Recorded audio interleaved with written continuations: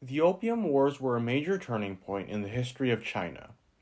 This series of wars left China and the Qing dynasty significantly weakened, and led to the Chinese being forced to open treaty ports and hand over Hong Kong to the British, beginning what has been called the Century of Humiliation.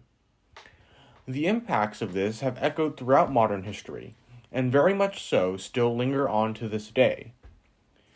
The result of this clash between the East and the West would define the balance of power across the globe for the next century and would only see change when Japan and the United States emerged as global powers. The reason for why the Opium Wars began in the first place is because of a major trade imbalance. Up until that point, the Qing were doing all the exporting, while the British were doing all the importing, creating a trade deficit on the British end. The British would turn to opium to put an end to this.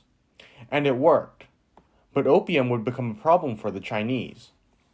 By 1834, China's Qing emperor ordered an official, Lin Su, to end the trade of opium with the Western powers, which had caused what was seen as a moral decay, as well as a loss in Chinese silver to the trade.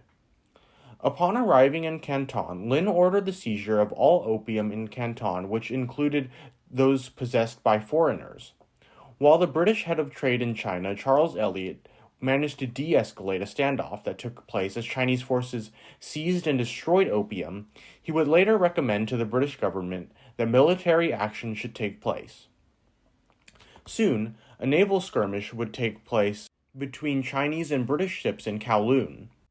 In 1840, the First Opium War would begin when the British decided to deploy forces to force the Chinese to pay for the loss of property caused by the Chinese destruction of opium.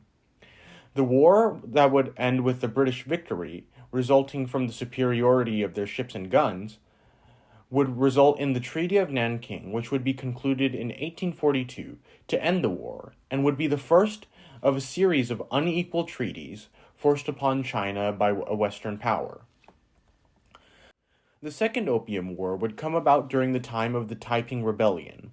Although the rebellion was going on, yet another Qing official who was posted to Canton would determine to eliminate the trade of opium. This time, a British ship was seized by the Chinese and its crew was arrested.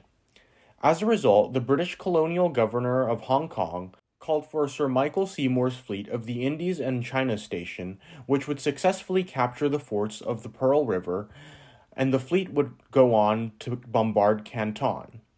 However, the British lacked the men to capture the city. France's support would be gained when, during riots in Canton, European property was destroyed and a French missionary was killed. Now, Western powers that included the UK and France would seek to open China even more and get more reparations, which would include making opium fully legal.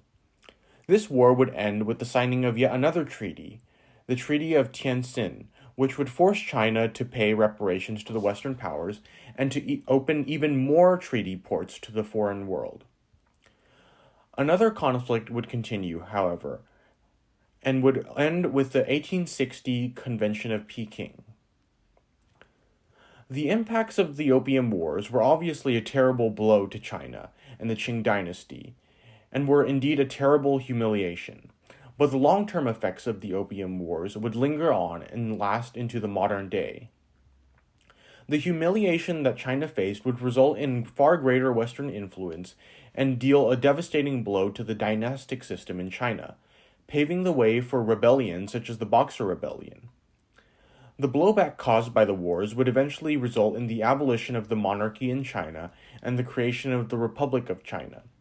However, this would only be the beginning of yet another tale, which we know as the Chinese Civil War, which eventually resulted in China falling under the communist rule, which it remains under to this day, all result of the Opium Wars.